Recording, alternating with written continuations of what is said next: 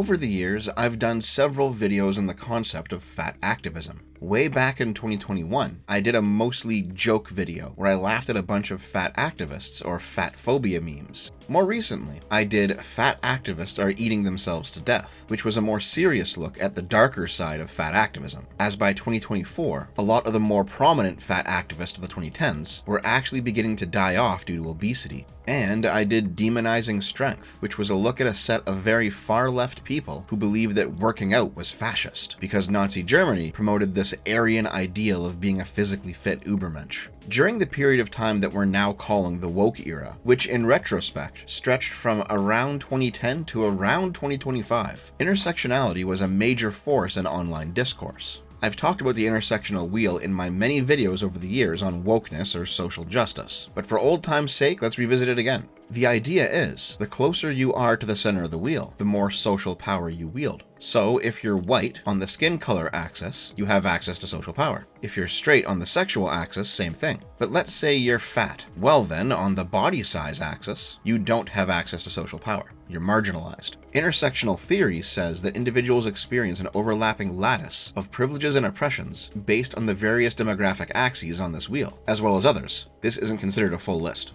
I recall this ancient Tumblr post from the early 2010s, where a fat activist made the claim that in intersectional theory, privilege is never earned. Therefore, it's impossible to earn thin privilege. Now, when this comes to, for example, white privilege, I get the logic. If you're born white in a white majority society, you didn't earn any social advantages that come with being white. If you were born black in that same society, you also didn't earn any disadvantages that come with being black. These are the result of social stereotypes about the two races, enforced on the individual. And you can't change your race. But being fat isn't the same type of thing. You can, in fact, change your weight level through diet and exercise, which means that you can actually earn thin privilege by working hard and becoming thin. In this way, intersectional theory doesn't really properly explain the dynamic between the fat and thin experiences, which is why fat activism has always been one of the shakier intersectional activism branches. In other words, fat phobia isn't the same type of thing as homophobia or racism or sexism. Of course, there is a reason that I'm talking about this topic once again. The woke era of the internet has come to a close, and that has brought with it both positives and negatives. Nobody liked the constant woke scolding, the nannying HR bullshit, the baseless claims of bigotry, the bad Me Too accusations, where there was no actual evidence of wrongdoing. Shitty women just wanted to cancel successful men. However, we're also entering into a period where, in response to the completely reasonable annoyance at being falsely called a racist, for example, people are actually becoming real racists and just saying, so what? Listen, falsely accusing somebody of racism was shitty, but actually being a racist is also shitty too. That hasn't changed. In this new post-woke era, this sentiment, best expressed by the right-wing account Wocal Distance, is gaining traction. The left is going to pretend that none of the woke craziness never happened, and they will do it by demanding you provide on-the-spot citations for every memory of the early 2020s that you have, and then call you a liar if you don't have large numbers of citations committed to memory. And you know what? This actually has begun to happen in some places online, and I want to explore that idea for a bit. I started us off today talking about fat activism because fat activism is the place where this phenomenon of attempting to whitewash the woke era began. For example, check this out. Thanks to Big Pharma trying to sell us GLP-1s, we are now allowed to admit that when you lose weight, it takes stress off your joints and improves your health, a thing we were told was not true for a decade. Now, I actually don't know about this specific claim. Was there ever any actual credible doctor who said losing weight doesn't actually take stress off your joints, you bigot? I frankly can't think of one. However, Richard Hanania, a guy who I normally like quite a bit, generalized this statement out, in my opinion, a little bit too far. The elites never told us being fat was bad for you is one of the stranger right-wing beliefs. Now, this is actually a testable statement. Can we find elites, by which I assume he means medical professionals, pushing the health at any size, fat activism shit? Well, some rightoids tried to do so in Hanania's comments, and frankly, they did a pretty shit job of it. No, Cosmopolitan magazine covers do not count. And Hanania is correct when he says that right-wingers often lack the ability to separate things that make them mad on the internet from what is significant in real life. So let's actually tackle his initial claim. Can we find legitimate fat activist nonsense, not in cultural spaces where we expect low-tier brain rot to flourish, but in actual medical spaces where we would expect there to be some standard of objectivity, where left-wing intersectional ideology should not be perverting the goal of trying to get at the truth, regardless of whose politics that truth services? The answer to that is yes. Here is what I think is the strongest example. Back in early 2017, the well-respected Johns Hopkins University published 5 reasons why doctors shouldn't ask their patients to lose weight.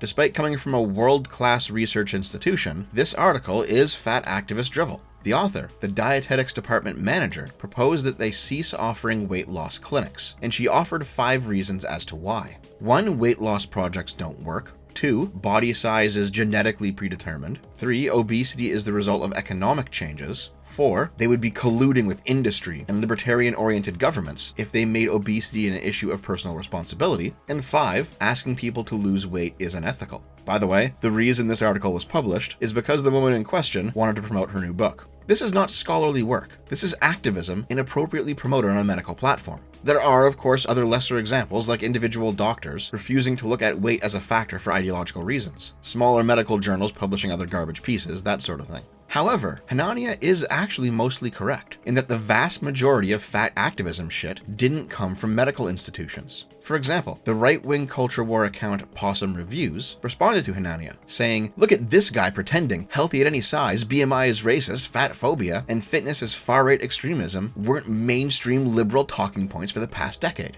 And yet, all of his examples are not actually from medical professionals. He's got a handful of shitty pop activism books, a podcast about fat phobia, and a series of opinion pieces on news outlets. These are stupid, they're misleading, but they're not the same thing as medical professionals just blatantly saying being fat has no effect on your health. Activists all over the internet said that garbage throughout the woke era. Fair enough. But real doctors? There were a couple, but they were in the extreme minority for sure. It turns out there's real nuance to this conversation. Were there some people during the height of the woke era pushing the craziest forms of fat activism that the right wing is now remembering? Of course. But was that craziest form also the most common form?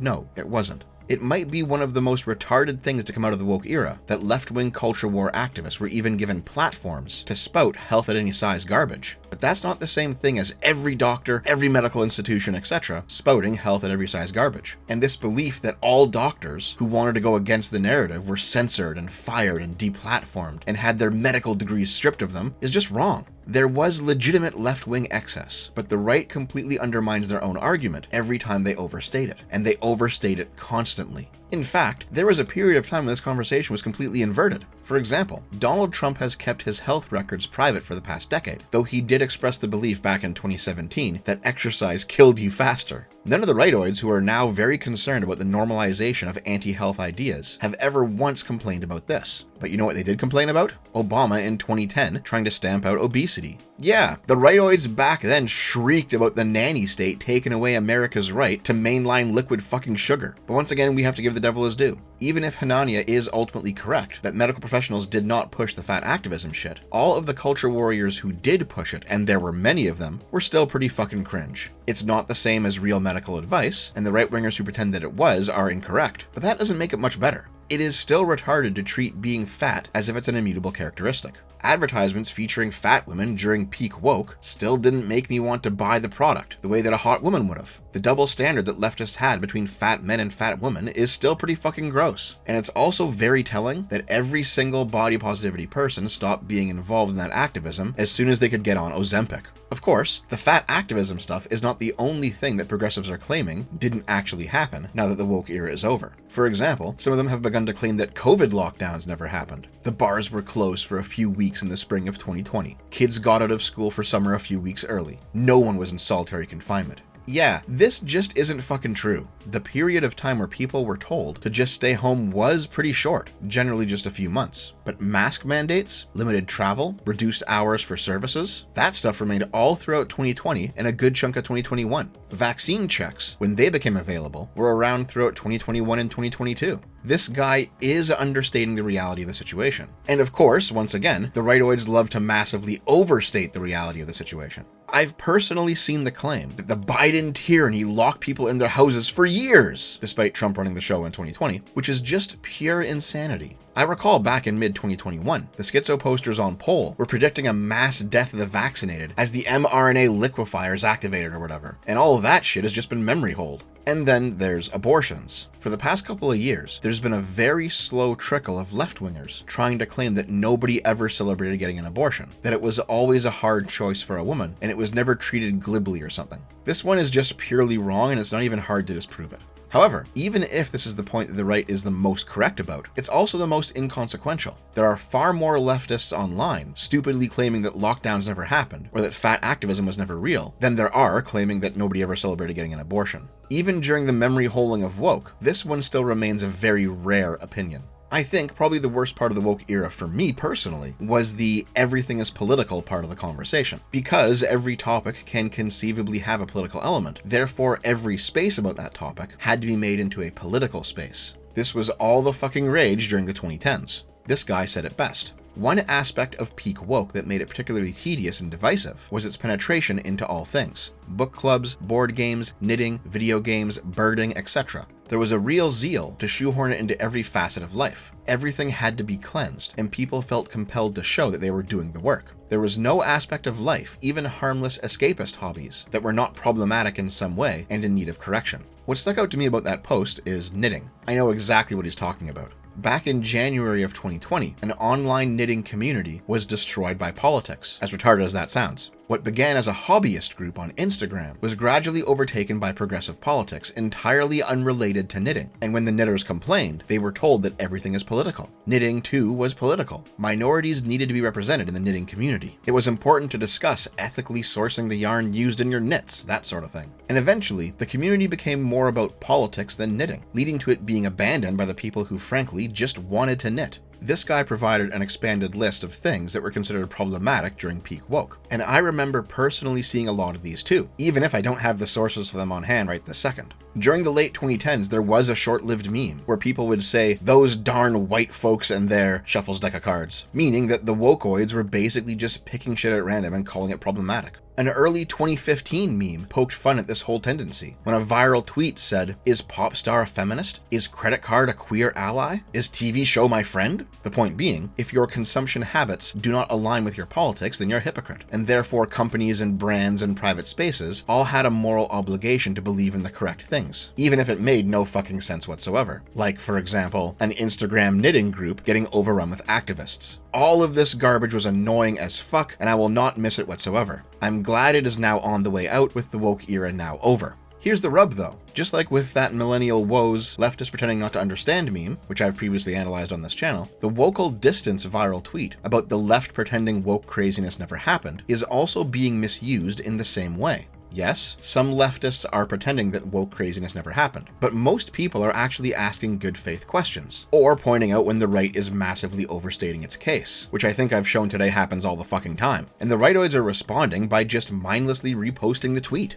All they have are fucking memes, and when they get confronted with that, they just post more memes. And like I've said many times on this channel, memes do not need to be true to be memes, but internet culture warriors think being funny and being true is the same thing. So, I think the best way to describe how the left and right view the woke era is that it's not exactly cut and dry. The left trying to erase it is dumb, and the right overstating it is also dumb. But it does seem to be the case that reasonable liberal centrists are at the very least coming to terms with the nuance of the situation. I think this exchange actually describes it best. Another example from the woke era was left-wing students in 2016 wanting to remove a MLK "I have a dream" quote from a building on campus because it wasn't sufficiently inclusive. Now, I think anybody reasonable agrees this was fucking stupid. Of course, it turned out that despite this story going viral back in 2016, the truth of it was actually just one very vocal left-wing student that a bunch of these news outlets based their articles on. This one individual had no actual power, and it turns out the MLK quote remained. But because the media amplified this one crazy student, this story joined the large tapestry of stories that make up the narrative of left-wing insanity on campus. A narrative that is sometimes true, but not consistently true. Diva Hazarika responded to this story by pointing out that anti-woke types often take the craziest left-wingers, a student, a journalist, an activist, a TikToker, and present them as if they are representative of the mainstream Democratic Party, equivalent to the actions of elected officials. I've seen pretty much every large right-wing account, as well as a lot of the anti-woke YouTubers, do this. Hell, I think I might have even done it in the past, though I don't exactly remember when. Here's the response that Hazarika received, which also makes some good points. Almost every single ordinary mainstream Democrat and person on the left embarrassed themselves to some degree from 2017 through 2021. They agreed to ridiculous demands, looked the other way when people behaved badly, gave a hearing to ideas they knew to be absurd. If there had been any honorable people in charge during that era, then defenses like this one would be worth thinking about. But instead, it's just not the case that a few crazies did silly things, and the smart, serious people in charge disavowed those things. That's simply not the nature of what happened in that era. And yeah, this was also the case sometimes too. A lot of the left-wing craziness from the woke era was not actually wholeheartedly embraced by mainstream Democrats, but it was tolerated by them.